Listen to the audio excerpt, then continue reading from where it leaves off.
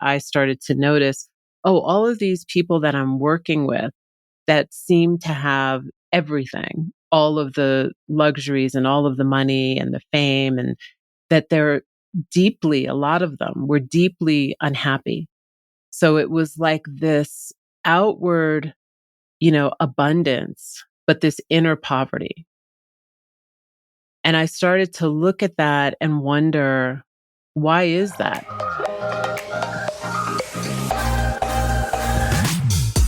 Hello and welcome to the Spiraling Higher podcast, hosted by me, Sam, mindset and manifestation coach. And me, Gina, your biz and mindset coach. We're here to support you on your spiritual journey by bringing you intimate and raw conversations about healing, manifestation, consciousness, and spirituality. We hope this podcast makes you feel less alone as you become aware of your patterns and limiting beliefs to uplevel your life, manifest like a boss, and together, spiral higher. Hey, spiralers, we found something that we could not wait to tell you about. We have got for you some spiritual tea. Actually, it's not tea at all, but it is our new favorite meditation app, Superhuman. We're literally obsessed with this. I love it because unlike other meditation apps we've used before, it has meditations you can do as you go about your day, not just when you're sitting or lying down. My favorite are the getting ready ones that are about 20 minutes long with affirmations that you can listen to as you start your morning, or the midday pep talks, which are only 2 or 3 minutes long. And they even have specific tracks for moms. Yeah, there's so many options. And I really like how these meditations are aimed at helping you tap into the emotions of what you want to attract. They're accompanied with really moving, motivational musical tracks, and they're just not boring. They don't just ask you to sit there and try to clear your mind. Instead, I feel like I'm in my own music video and I'm tuning into the frequency of my future self. Yeah, I actually feel like I'm in my own movie when I'm listening to them. I know, me too, especially when I'm doing the walking ones. There's like specific walking ones where Mimi's voice, who actually voices all of the tracks, she's like, and as you walk into your future, I literally feel like I'm commanding this energy. And that's the entire point of the meditation, is to really tune into a higher frequency. And so with our code, you can try the Superhuman app with 1 free month in addition to their trial offer of 2 complimentary weeks. That's 6 entire free weeks to tune into the frequency of your highest timeline. So abundant. We want you to try it for yourself and let us know what you think, because you have absolutely nothing to lose. And you can redeem your free 6 weeks of the Superhuman app now by clicking the link in our show notes and using the code Spiraling Higher with no spaces. We know you're going to love this one, and we feel confident that your vibrations are going to spiral higher. Hey, spiralers. So as you know, Gina and I have been detoxing from so much of the stress that we've experienced in our lives. We have been really learning to move with the rhythm of our bodies rather than the frenetic pace of our minds. And so today's guest is actually so perfectly timed, because Miss Tracee Stanley is a Yoga Nidra teacher, author, and spiritual guide who has been dedicated to awakening deep rest and clarity for her practice. And so with over 20 years of experience, she is a respected lineage teacher and renowned for her books called Radiant Rest and the upcoming book, The Luminous Self. And so we are so excited to dive deeper into your journey, Tracee, and how you became a yoga teacher, and so that you can give us your beautiful tools and self-care practices so that we can embrace more radical rest. Welcome to the show, Tracee. Welcome. Thank you so much, Gina and Sam. So great to be here with you. Oh, we are so blessed. Thank you so much for contacting us. It really does seem like it's been perfectly timed, because as I said, Gina and I have been on this journey of learning to experience more rest, and how that's actually been oftentimes a threat to our identity. And you being a Yoga Nidra teacher, I'm really curious to know what led you on this path. How did you find yourself becoming a self-care, radical rest practitioner? Tell us a little bit about your journey. Yeah, I love that you said that this was this kind of idea of the hustle and the doing was central to your identity. Because when I discovered yoga and Yoga Nidra, I was a Hollywood film producer. And my whole identity was, how many projects do I have? How many people are on my team? How many things are we doing? How many things can I, crises can I solve in a day? And it was all about going. It was all about doing. And one day I went to go get a massage, and the masseuse said to me, "Oh, your spine is curving. It looks like you probably sleep in the fetal position and you're probably on the phone." This is like back in the day when we were holding the phones, like, right between against the ear and the shoulder. And I think you need to do some yoga. And I had heard about yoga, but not really a lot about yoga. And I went into a class. I went into a studio and I told them I was a beginner. And they said, "Okay, go to the class to the right." And I started that class. And I realized immediately that I was feeling so much better. I don't know that I had the words. I don't know that that I could viscerally tell you where and how I felt better, but I knew that I felt calmer. And I started going to that class 5 days a week. So as soon as I would get off from my job, I would go to yoga.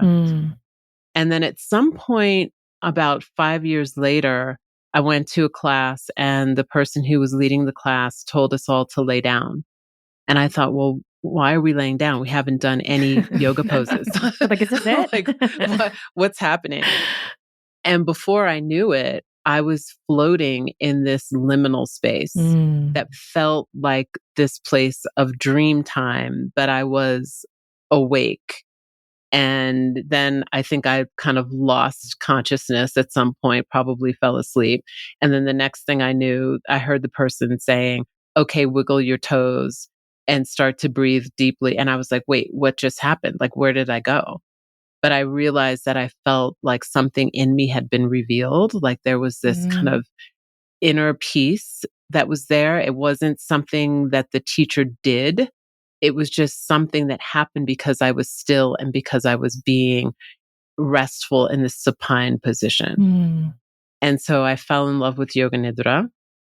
And much like we do, or at least like I was doing at that time, is that I was thinking about my practices in a very extractive way, right? Right. What can I get?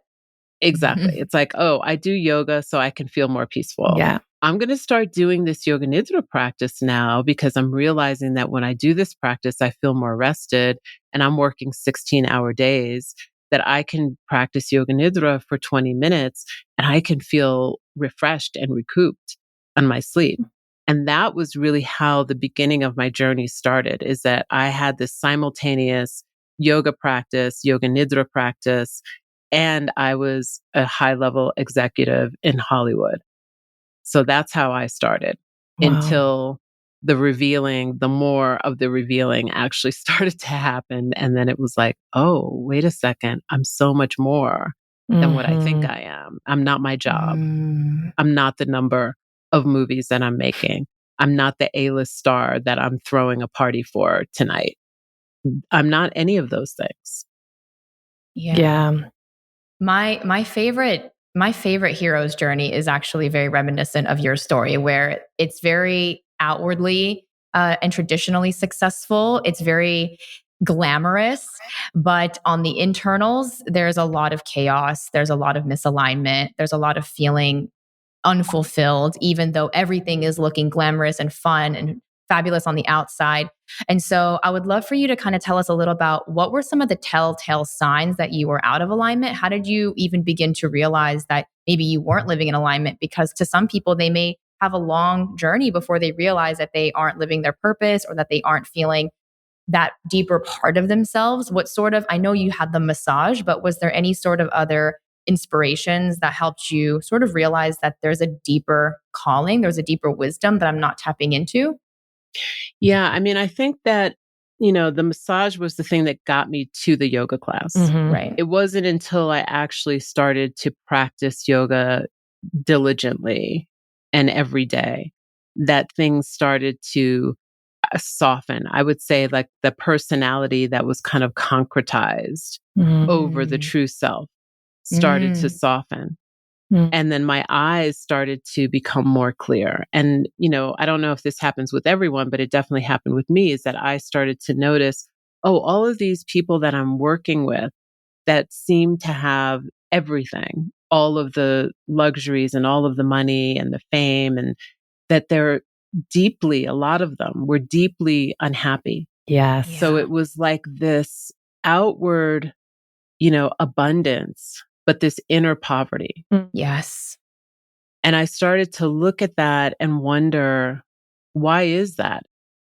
And then the more that I would practice, the more that I would get questions from people who I respected asking me, well, what is it that you're doing? Why is it that you seem so calm? Why is it that you seem so able to, be calm in the midst of turmoil and also at the same time be happy and joyful? And what I started to realize from there was that not only was I feeling the shift of what happened when I practiced rest and what happened when I practiced yoga, is that I was feeling it, but it was also radiating outward. Yeah. Yeah. Like a ripple effect. Mm-hmm. And that was when I decided that I wanted to open a little studio. And I was going to open this studio as a donation only studio, because one of the things that I noticed in my yoga experiences is that I was often the only person of color that was practicing, and that the cost of classes was also a barrier to entry. So I wanted to have a place that people could come and feel comfortable, and that there were teachers from all different walks of life. And I had no intention of teaching. My intention was literally just to have a space. I was still producing films, but to have a space where people could come and practice. And then at some point, I started to become more aware of the types of films that I was making. I started to become aware of, maybe it's not such a great idea to keep making action movies and to have a gun on every poster. Right. Because this is a media form which actually has a frequency. Yes. And this frequency affects people. So that was one of the things that I would say, you just start to wake up in different ways, and you start to question what the motivations are. And sometimes the motivations are unconscious. So you become more conscious and you start to ask these questions. And simultaneous to that, the yoga studio was thriving. And one day there was a teacher who couldn't teach, and I happened to be in the studio, and I had to jump in and teach the class. And when I taught the class, I was like, wow, this feels so much more fulfilling than most of the films that I've made. And being in the studio with the people who were working in the studio and coming to the studio was always a joy. It always felt like home. So it started to get me to be in this place of, which one of these ways that I'm living, because it was kind of two separate lives, right? It's like I have this Hollywood life, and then I go home to the yoga studio, and that's a different life. Yeah. And they were not integrated. Yes. I can definitely relate. Well, Gina and I can definitely relate to that. And maybe I'll let you speak on that, Gina, about how we've definitely felt like double life at some point before we merged our spiritual with our personal. Not even just with career, but I also think in relationships. I think when we start to awaken, and as you said, you start to become conscious of all the ways you've been unconscious. And so you start engaging in these conversations or these interactions, and whether it be in business or whatever, and you're like, wait, this is totally not in alignment with the way that I actually want to live my life anymore, or who I'm becoming, or who I'm unfolding into. So I just love that you spoke on that. And I also love the unfolding of your story, because I think a lot of the conversations we've been having lately is with a lot of people looking for their purpose. What am I here meant to do? What is my mission? What is my thing? And I think we're kind of destined for a lot of different things. And I think when you follow what you believe is your thing in the moment, it leads to like the next thing. And so I think we can worry less about finding the one thing and focus on where are we at right now, and trust that what we're meant to do next will come to us. And for you to just be in the room and the teacher doesn't come, and you're like, well, I guess I'll teach. And for that to then unfold into what you're doing now, I think is just such a telltale sign that the universe really does always have our back, that we're always going to be led to our path, that what's meant for us can't miss us. All of those truths that we all say so often. I just love hearing the real life examples for people to really, anchor in that this is truth. So thank you for sharing that.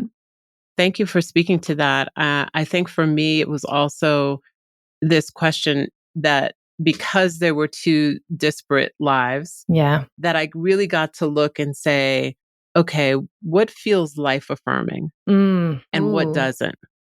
Yeah. And when I started to ask those questions and to notice, what does it feel like in my body when I'm in the studio, when I'm teaching, when I'm practicing, when I'm having conversations with like-minded people?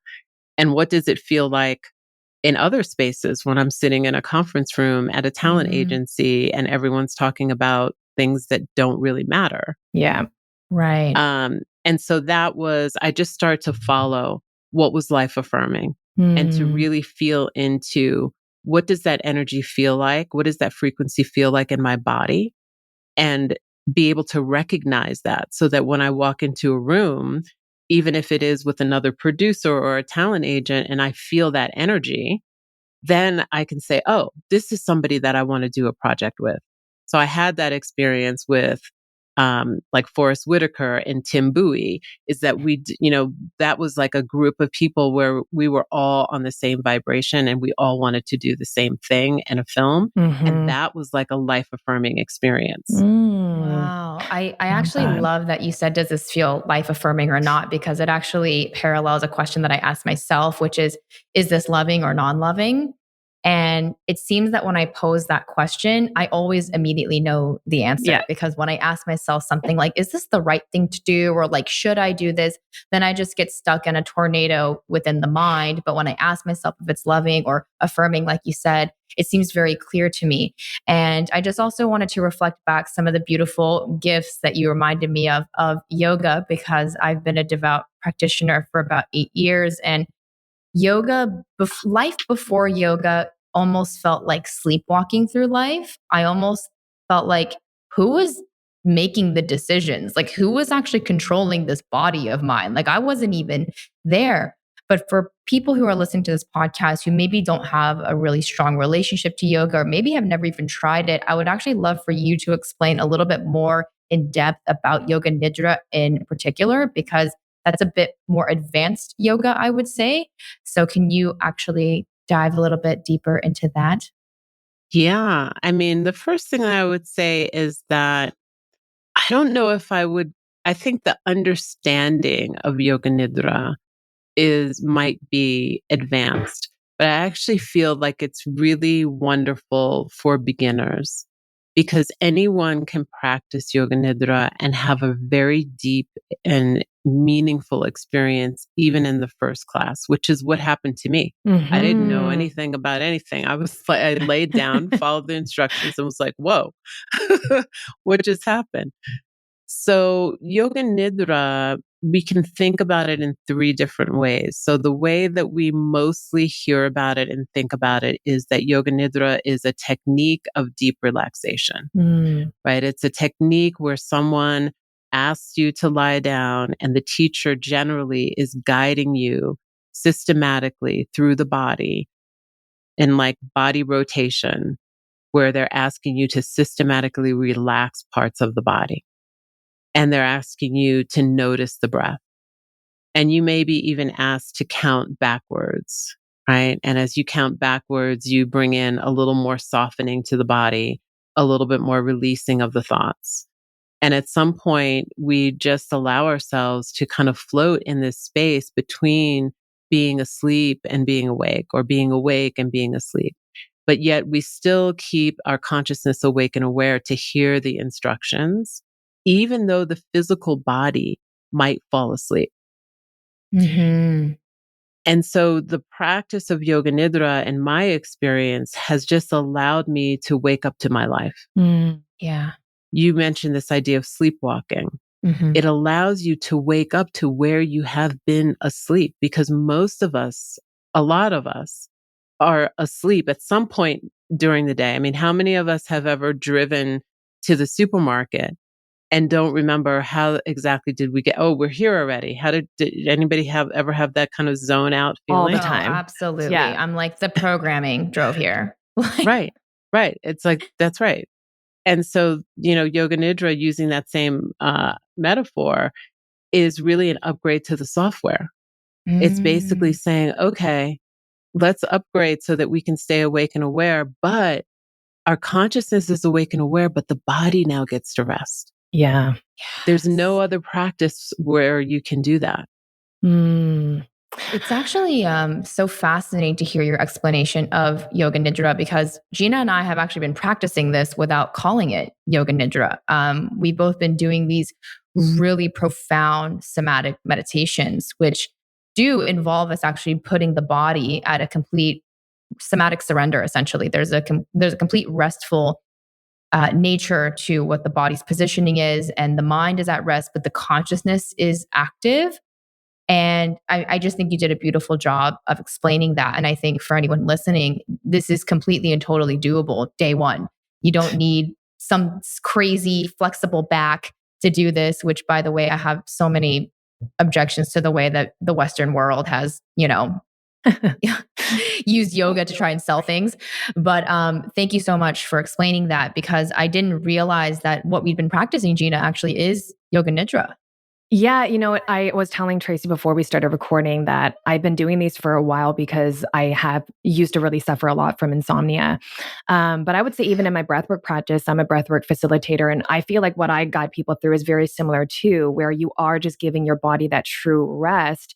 And really, as you said, Tracee, like feeling that in your body. It's almost like I could feel, the rest through my skin, through my being, through my, like my underneath my skin, I could feel it. And I think, the world that we live in, there's no permission to rest. I think when we are addicted to that adrenaline, addicted to working, like that's our baseline. I didn't know that there was anything past that. What I used to think was resting was really getting to the point of burnout and then crashing, sleeping for a couple of days, and then you just go right back and thinking that that was rest. And then, as you said, when you start opening up to these types of practices and you actually feel the shift in your body, you can feel the tension leaving your body, and you're like, oh, this is what I've been craving. This is what rest is. So I would love for you to speak to people who maybe are either afraid or maybe just don't trust themselves to rest. I think there's this common fear that, oh, if I relax, then I'm not going to do all the stuff, or I'm not going to achieve my dreams, or how will I then function? What if I turn into a lazy person and I never have any ambition? Because most people have never tried living or operating from this restful state of a relaxed and calm nervous system. So what would you say to that? Yeah. So I would say a couple of things, and this kind of brings in the other two definitions of Yoga Nidra. Yoga Nidra is a state of consciousness, right? And it is said to be a place that is peace beyond words, very similar to samadhi, that eighth limb of yoga. We can also think about it as it relates to the brainwave states, right? So right now, we're probably in a low to high beta state, right? Because we're talking and we're getting to know each other, and there are questions and answers and things. And the people listening, maybe they're more in a low beta because they're receiving the information. And the moment that we ask ourselves to soften our gaze or close our eyes, we're reducing this sight, right? This external sight. And then we start to move into this inward journey that is more of an alpha state. And then our breath starts to deepen and we become more aware. And if we're being guided, we can be guided into this place that allows these delta and theta brain waves to become more active. And some of those places are places of deep, deep healing, creativity, and dreaming. And those places are necessary for us to be able to be healed and well. Yeah. Right? One of the first things I thought before we started recording, when I heard your voice, I literally thought she has probably slowed down her brainwaves. because I know from the voice, and Gina and I have laughed about this between each other, because even we can tell in our voice when we're in a really high chaotic beta brainwave state. We start saying things like, I know. Like just like, we're just like really snappy. I've noticed just throughout this conversation, we've all slowed down. Yes. And sort of began to sync with each other into what I can only identify as probably, like you said, a low beta, because we're obviously speaking, but it definitely feels less chaotic than some of the other conversations we've had. And the chaos is not always bad. Sometimes it's fun to be bantering at that level. But I love that you said that Yoga Nidra is a state of consciousness, because I think when we hear yoga, we think I have to bend and break my back in order to be doing yoga. But that's actually something I remind people I've taught yoga to before. I've taught a few classes. Yoga is a union of the body and the mind. You could be doing no poses and be doing yoga. And I found it so funny that when I was younger and I would practice yoga, it was like my whole life was non-yoga. And then I would drive like a mad woman to the class and almost like hit a person and a cyclist on the way. And then I get into the class and I'm like, okay, I'm in yoga now. And then I'm like sitting there with my legs and feet crossed and in my back straight position, thinking that I'm doing yoga. And I remember one of my teachers, and thank God I went to the studio when I first started, because it was not a very modern, westernized studio. A lot of the women were actually elderly, and just so happened that was the studio close to me. And the practice was more of an inward practice. And it's funny because I kept finding myself trying to perfect the asanas. And the teacher was like, what are you doing? Stop. This is not yoga. This is not gymnastics. And I was actually able to learn a lot more about these states of consciousness and how the practice is really just allowing you to move through life, like you said, more awake. And so I would love for you to talk a little bit more about your awakening journey. I really liked how earlier you were talking about how suddenly you became awake to the types of movies you were producing and how those felt out of alignment. Those had a certain frequency. And so if you could kind of tell us a little bit more about like what started to fall away, because Gina and I, we talk about becoming the unlayered self or the true self, or what you would call the luminous self, and how when we become awake to that version of ourselves, old things have to die off. It's like a version of us, a relationship, a career. And so I'd love for you to tell us about your journey to uncovering your luminous self. Yeah, and I think this kind of ties into Gina's question before about the people who are afraid of rest, right? We have to think about this idea that the overculture is designed to keep you in the hustle. It's designed to keep you in the doing, because when you're in the doing, you don't pay attention. Right? You don't pay attention to a lot of things that happen in the world, but we also don't pay attention to who we really are. And we don't pay attention to who we're not. Right? And so instead, it becomes really easy to be in this place of who we're not. And that is a scary thing to face. Right? And so there's a part of us, I feel like, that knows if we become still, if we become quiet, if we follow our breath, that something is going to emerge that is going to be uncomfortable, but it's going to be true. Yeah. Wow. That was so beautiful. And we're going to have to face that truth, and we're going to have to do something about that truth if we want to live into the full potential of who we are. And I think that can be scary. And so there is something that is inside of us that knows if I get this still, my life might have to change.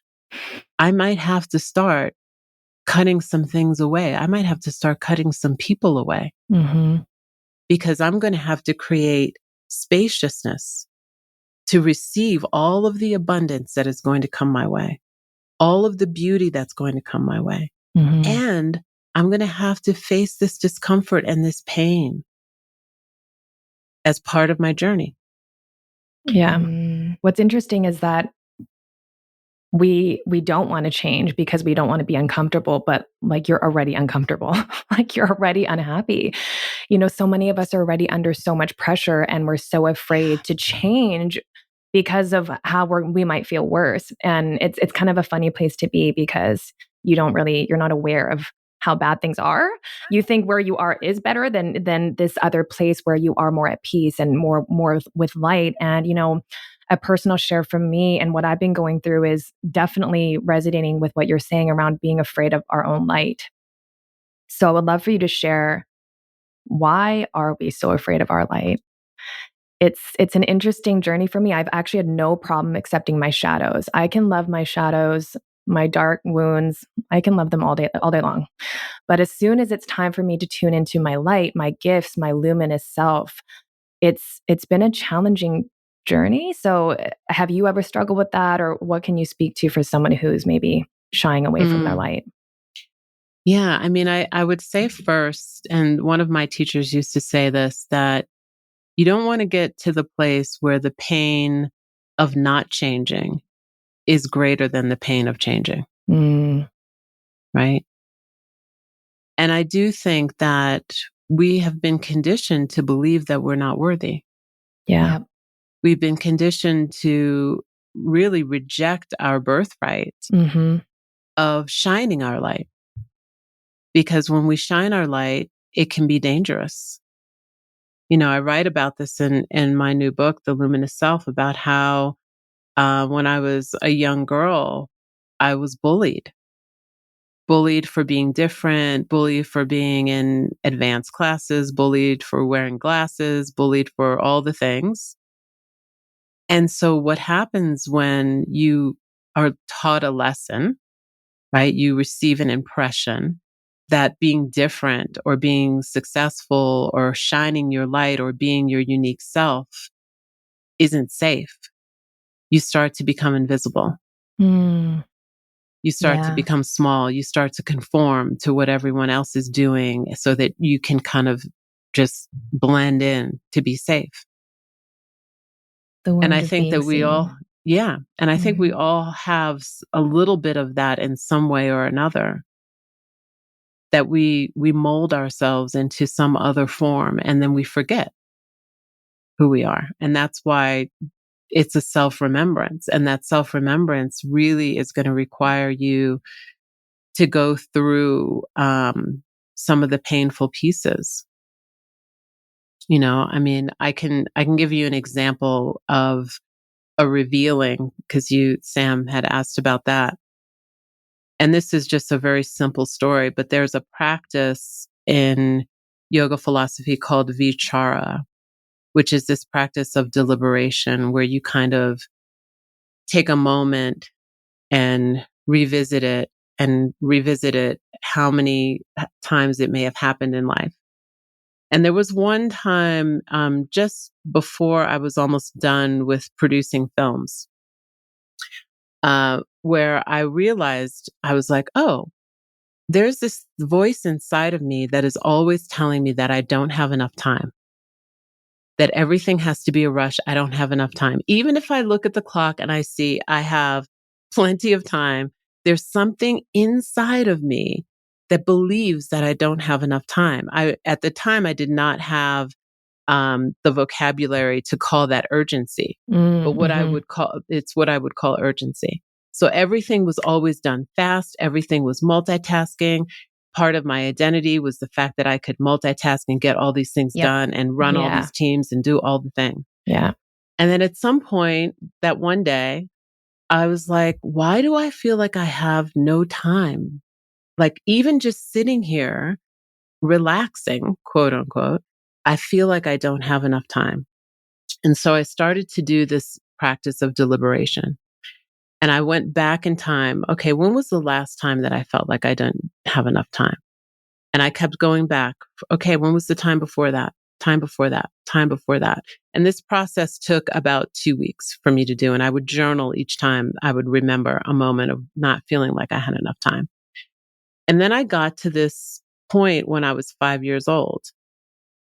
And when I got to this point of being 5 years old, I remembered that there was a girl in my church who was like this beautiful kind of belle of the ball. Everybody loved her. She was super cute, always had like the cutest dresses. And she died in a fire. God. And all the adults were kind of whispering and trying to keep all the information of what happened from the kids. And I was listening at my mom's door, and I heard my mom say, wow, she just didn't have enough time. Wow. Wow. And I was able to piece that back like, oh, this created a meaning.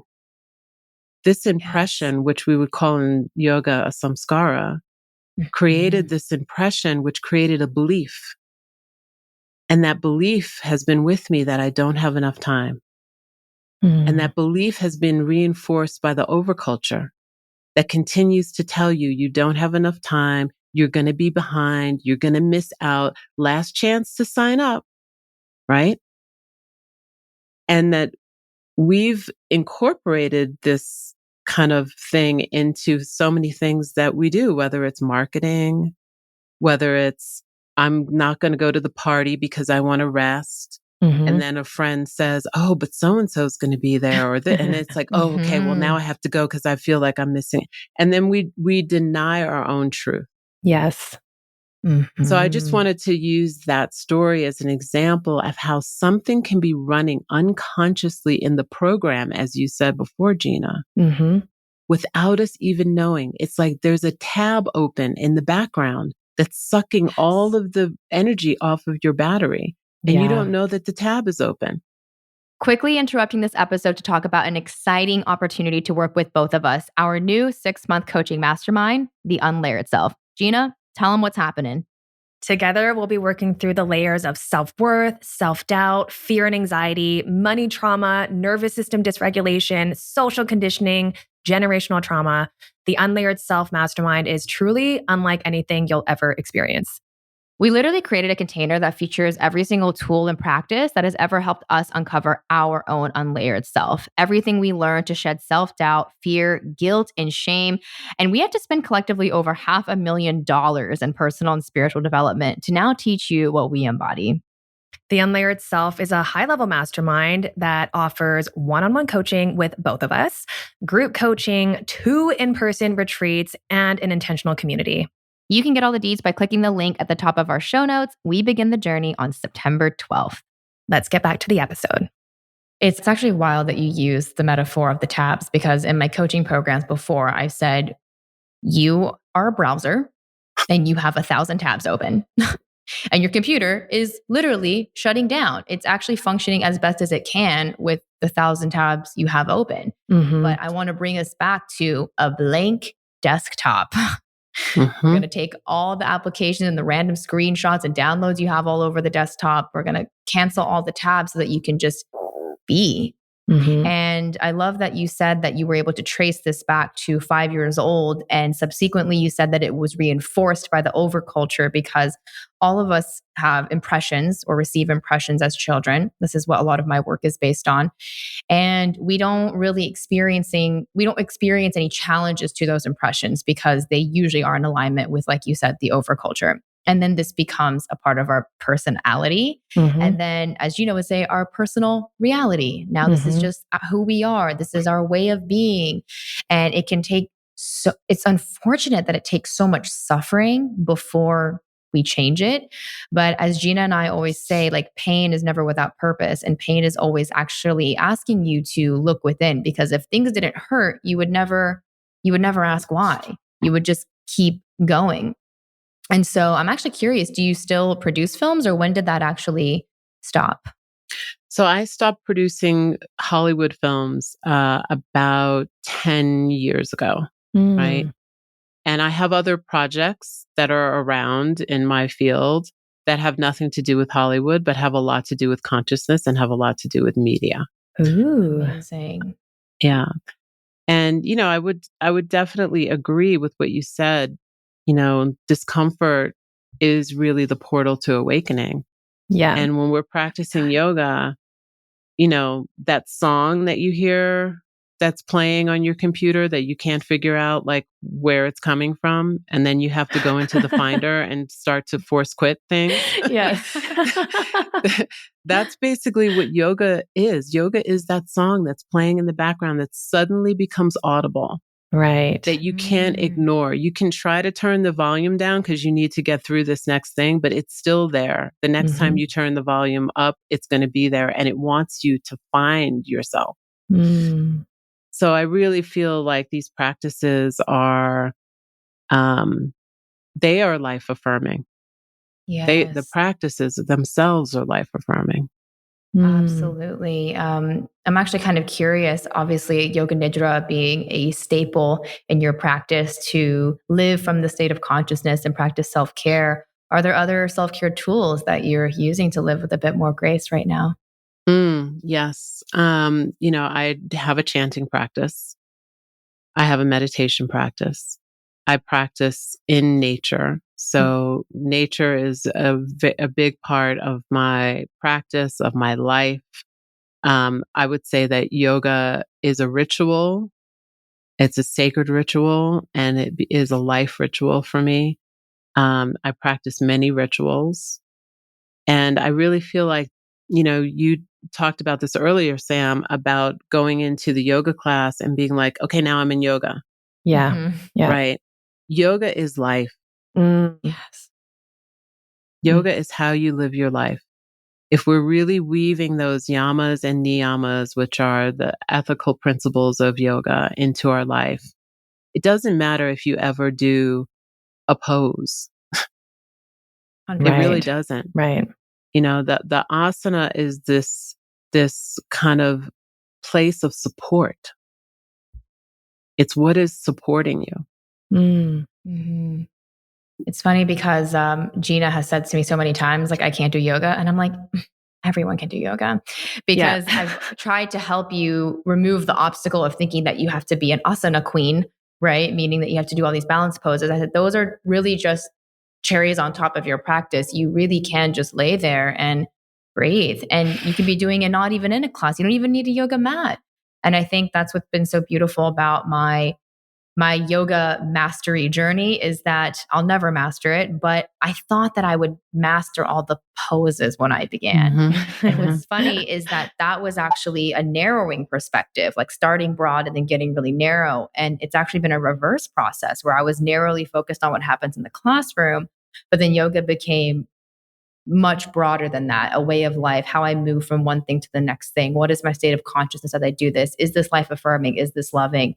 And I would love for more and more people to experience that. What do you suggest people do if they want to start this? How can they experience what we're experiencing to be true for us so that they can, experience their luminous self? Yeah, I mean, I really feel like Yoga Nidra is the portal. Yeah. It's the most accessible practice. It's a practice that brings you into the liminal space, which is a space that for most of us is very uncomfortable because it's unknown. Yeah. Right? It feels scary because it's dark, it's unknown. But there's so much wisdom that's in that space. There's the wisdom that we have. There's the wisdom from our ancestors. There's wisdom from the earth that is all accessible to us when we move into that space of liminality. And so, for me, it would be, if I was starting all over, but I had the knowledge that I have now, I would say Yoga Nidra and a journaling practice and a practice of being with nature at least once or twice a week in whatever way that I could. Yeah. It's amazing so what beautiful. Nature can do. I used to be very anti-nature because I'm allergic to the outside. I'm allergic to trees, grass, everything. So I used to really avoid it. And when I started to bring that into my practice and really be intentional, it's just amazing what you can absorb through nature into your body without even necessarily understanding what's happening.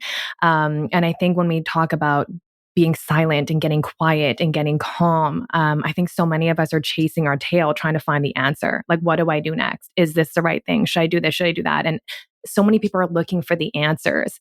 And it's been almost like this cosmic, universal kind of sick joke that me and Sam always talk about, that it's like when you stop looking for that answer and when you get quiet enough, that's when you have the knowing. That's when all the wisdom can actually click in. That's when our creativity opens. And it's no wonder that we get cut off from our creativity when our brains are offline because our nervous systems are so activated. And I think a really big theme in our conversations in this podcast have been about personal discernment. Mm-hmm. How do we know when something is right? And you kind of spoke to that already, that you had this feeling and you started to kind of recognize, oh, this for me is a yes, this for me is a no. I would love for you to share for people how they can start that journey of finding that personal discernment, being able to distinguish between this is a heart desire versus maybe a fear-based desire or an egoic desire. Sometimes it's really hard to tell because the ego just puts on so many masks that look a lot like what our true desires might be. So we would love to hear from you on that. Yeah, it's really funny that you said the word mask, right? Because the word personality, the etymology of that word is persona. And persona refers to this idea of a mask that, actors would use in the theater. They would put these different masks on. And so I would like to start there and just ask people to maybe take a few moments to write down and consider, what are the masks that they're wearing? What are the masks that they've been wearing that they're ready to take off? Right? What part of you feels the most true? When do you feel the most yourself? Because when you feel the most yourself, if let's say maybe you feel the most yourself in nature, right? And if we can look at our relationship, let's say, with nature and think about how the overculture, again, wants us to be in that extractive place. Like, I go to nature to feel better. I go to yoga to feel better. How can we make this a more reciprocal relationship? That means that you're not going to take, you're there to have this kind of cultivation of relationship that can become a symbiotic relationship. And then you get to really feel and know this vibration of what truth feels like. And that, to me, is what becomes the yes. I love that you said we will understand what the vibration of truth begins to feel like, because I actually began to feel that so much more after I met Gina. I think when we became friends, we thought, oh, this is the vibration of truth, which was so interesting because it was definitely followed by all of the mind stories, which was like, how do you know? Like, what does this mean? Like, you don't even know her. And because we've been living in the vibration of truth and stepping on this journey together, we've been able to birth things so much relatively faster than I think that a persona would have been able to do. And so, yeah, thank you for voicing that, because I haven't heard people say the vibration of truth, but that's actually what this conversation feels like. So thank you for putting words to that. Thank you.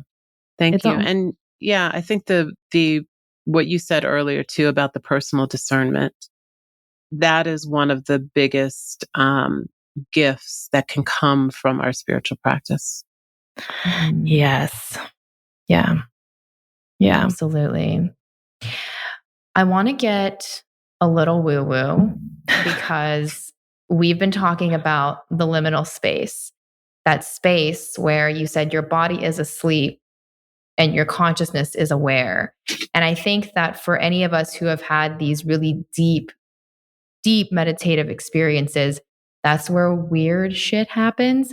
And so I'm kind of curious to know, as an advanced practitioner of Yoga Nidra and the state of consciousness, what are some of the most powerful insights or downloads or experiences? You can share anything here that have happened in those states of consciousness, because I feel that a lot of listeners may not ever create space in their day for that state of consciousness. They may only experience that type of thing in their dreams. But I've recently, and Gina too, have been diving deeply into these states. I'm actually practicing a meditation where I can experience gamma waves, and weird things have happened. So I'd love to just kind of go back and forth about that, because we love to go into the woo-woo here. So if you've had anything crazy happen, I would love to hear a little bit about it. Well, I'll keep it somewhat practical, because what I would say is I wrote an entire book from the practice of Yoga Nidra. Wow. Yeah. Right. So Yoga Nidra is a portal to so many different things, including creativity. And that to me is really what's amazing, is that if you open yourself up to be able to receive that creativity and to deeply listen, it's like a channeling, right? And so that's why I laugh when people will say, oh, well, if I'm resting, I won't be as productive. I won't be this, I won't be that. It's like, no, the type of productivity that you experience will be much different. Yeah. You will have less efforting that will need to happen and more flow. Just like what you said, Sam, about, things happen quicker. You're able to manifest things quicker because you're not in this space of the buzz keeping you away from the true thoughts and the downloads that need to come. So the first thing I would say is this space of Yoga Nidra and the practice of Yoga Nidra allows you to kind of become a little bit more comfortable with that space of hypnagogia, which is the space between being awake and falling asleep. And so all of us probably know that feeling of maybe if you've ever been in a lecture and you've been really tired and all of a sudden you start falling asleep and then you there's this little space in there that feels really sweet, right? It's like a space that's calling you to come to sleep, but yet you're awake enough to know, oh no, I'm in class right now, or I'm driving right now. I can't do this. Right. And that space is a portal. And the more we practice Yoga Nidra, because you mentioned dreams, the more I have experienced and people that I have taught have experienced that their dream life becomes more vivid. That all of a sudden people who have not tell me that, I don't remember my dreams. I don't remember my dreams. All of a sudden, remembering dreams in detail. And then continuing to remember the dreams and sometimes even seeding the dreams that I want to dream about a certain thing, or I want to get a message in a dream about a certain thing as they're in this space of hypnagogia. And then the other thing I would say that also happens is lucid dreaming starts to happen, right? Lucid dreaming starts to happen. And if you notice yourself becoming lucid in your dreams, I would definitely look up the work of Charlie Morley, or Andrew Holochek, because they both have books that have little, kind of exercises that could help you to deepen, your experience of lucid dreaming. I'm in Santa Fe right now in my current space because of a lucid dream. And that dream was the planet Jupiter came to me and her moons, and they introduced themselves by name. I had no idea how many moons or what moons Jupiter had until after, and I went and Googled it. And they introduced themselves, and they basically described the place that I would thrive, what it looked like. They didn't tell me the name. They just said, these are the qualities of space. And when I was coming to from being asleep to awake in that hypnopompic state, what dropped in literally was the sound, vibration, the word Santa Fe. Wow. So, so this is a thing of deep listening, right? The practice allowed for this opening to happen. The listening allowed for me to receive it. But then the biggest thing is the trust and the faith. Yeah. Right. So the trust for me was, okay, I'm not alone in the world here. I have a partner and he's never been to Santa Fe. So let's take a road trip. Right. And we took a road trip during the very early pandemic, and he fell in love with it. Wow. And here we are. And we're thriving.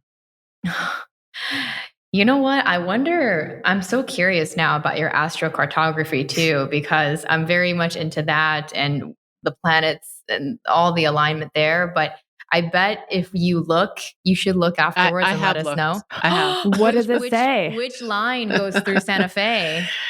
I don't remember which line it is. The line doesn't go directly through Santa Fe. It goes through kind of Albuquerque, continuing up northern New Mexico. And I actually were moving to the space in northern New Mexico. That's not because it's closer to the line, but it just so happened that that's what it was. But because it's in alignment, which is why it's reflected in the lines. Yeah. And it's interesting because I have lived in many places that show up on my astrocartography as places that are either going to be really hard lessons, like after I found out about astrocartography after I had lived in Mount Shasta for about 5 years and had like a horrible breakup and all these things happen. And when I looked at the astrocartography, it was like, oh, you're going to learn some really tough lessons. And that this is a place of learning. And so, there's something to it. Somebody knew something somewhere along the line to know where these ley lines would land us. That's amazing. I just love the story of trust that has been woven through your entire life and all of your shares today. I think for me personally, and for a lot of us, we were conditioned not to trust ourselves, especially just growing up with parents who are like, I know I'm the parent, I know more than you, and we just trust them. But in so many ways, even my own parents, like they didn't know who I was either. Like why am I taking direction? Obviously not as a child, but as an adult, why am I taking direction from people that really don't know me? And they don't know themselves. Well, that's honestly probably why they don't even know me. And because even my parents' perspective of me is so filtered through their own life experiences and what they think is a good life for me. And so learning to trust myself was such a weird journey because it almost feels so silly and dumb. You're like, wait, I'm literally trying to learn who I am. And if I trust myself, like it just sounds so like asinine because you think you do know yourself. But as we talked about earlier, what you know is your persona. What I know is how I should look in front of people. What I know is how to really put on a good mask. That's what I knew, not really what was underneath. But as you also spoke on, there is so much fear of, but what if I look inside and I don't like it? Or what if I look in there and it's not have to change? Yeah, what I want it to be. But I think the knowing really is that there's just no way that when it's your truth that you wouldn't be in just pure joy and bliss. It just that can't exist. And that, this unconditional love that resides in us, like it only can feel the vibration of love, and so that there wouldn't be a space in there. I think it really is a version of heaven, right? There just wouldn't be a space in there that leaves room for this discomfort that we become so accustomed to. Yeah, that's very well said. I mean, I definitely feel like this is why we have to connect ourselves with moments of awe and moments of joy. We have to reclaim that for ourselves because those frequencies are reminders of who we really are.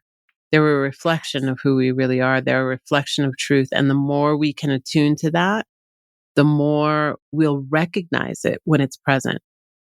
Yeah, it's so many synchronicities, Tracee, in this conversation. But Gina texted me last night about 500 times the word awe.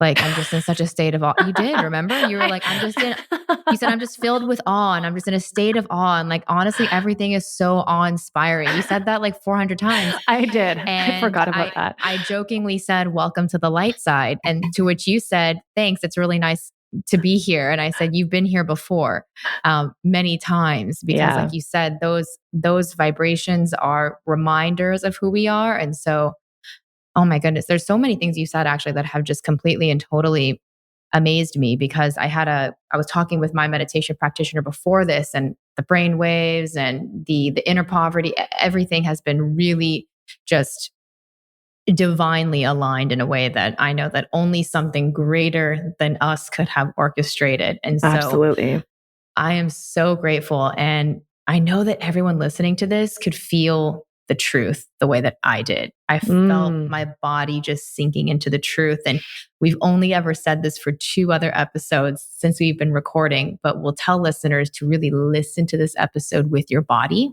Yeah. rather than your mind. And I have to say, this one feels like one of those. Yes. But as we close, we ask our guests always to answer a final question. And it's in relation to the theme of our podcast, which is spiraling higher, because as you know, these lessons, we spiral through them over and over again at different levels of consciousness. And so we're kind of curious to know from you, what was the one theme, or continues to be the one theme, that you continue to spiral through? I would say being safe to be seen.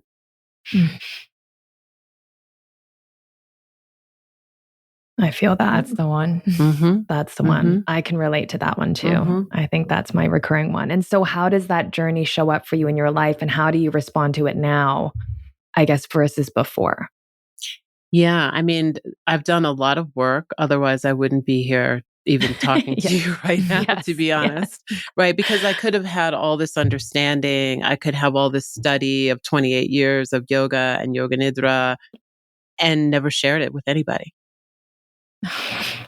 And that would be a devastation for us all, Tracee. So thank you for doing the inner work, because Gina and I, obviously we coach clients, and we've just launched our mastermind, which is called the Unlayered Self. And what we tell people in there is that this is actually not just about you living your most expressed, abundant life, but when you do that, you heal the collective. And so it's going beyond yourself, because when you keep yourself small, that's actually selfish. Right. Yeah. It's just hard to see that though, because I think when you have a fear of being seen, or you don't feel safe being seen, it's hard in that state to believe that by being seen, it's going to serve not only you, but also everyone else. So it's almost like, as I've healed that wound, I've like triggered the wound. It's like every time I go to, put like, some love into it, it almost gets activated again. So yeah. So what has that journey been like for you? Yeah, I think for me, it's, we can think about this idea of belonging as well.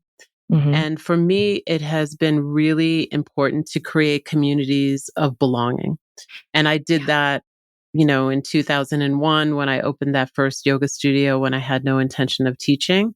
That was a community that was created for belonging. And I feel like the more that I offer these communities, and I have an online portal and different trainings and, retreats, and they all are their own little communities, that I get to reflect to people these practices and how far I've come. And then they get to reflect back to me that I also belong. Because when we circle up, everybody is a teacher. There is no hierarchy, right? So you might be coming to quote unquote my retreat, but when we sit in circle, we are all offering, we are all sharing, and we all have the capacity to be the teacher at any moment with a share, with a question, doesn't matter. And so I think for me, it's about being in community and allowing that to be healing for me as well. 100%. We've been preaching community for, I guess a year now. And there's another synchronicity in what you just mentioned, but our community is called Circle. Circle community. Okay. I did not know that. Literally the Circle community, the Circle Spiraling Higher community. That's so divine, so beautiful. And I know we referred actually several times throughout this episode about your upcoming book, The Luminous Self. So tell us all about the upcoming launch. Where can we find this pre-order? Tell us all of the things, Tracee. Yes. So the Luminous Self, Sacred Yogic Practices and Rituals to Remember Who You Really Are, comes out on October 10th. I don't know when this is going to air, but if it airs before November 10th, you can go to shambhala.com and use the code LUM, LUM 30 to get 30% off. When you sign up for that, or when you buy the book, you can sign up for the free book club, which will be a 4-week experience with me, where we'll go in depth with the practices and some of the stories that I tell about my life, which is another kind of answer to your question, is the being vulnerable. Yes. Right. And being vulnerable and sharing some of these stories so that there's a foundation for the practices, so that there's an understanding of how they work. But Luminous Self and the Luminous Self Book Club are both around. There's going to be, I think, 8 practices that come with the book. So as soon as you buy the book and you have it in your hands, you can download these practices. And you can find me at Tracee with 2 E's, Stanley.com for all the other things.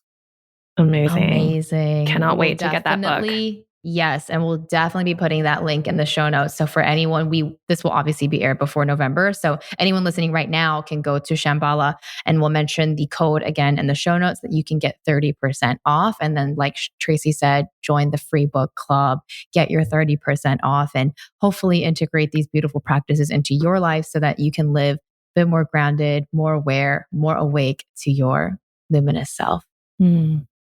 Thank you so much, Tracee. Thank you both. It's been an honor. An honor. Thank you so much. Bye. Bye. Thank you so much for listening to this honest conversation. We hope it brought you peace, clarity, and a little bit further along your spiritual journey.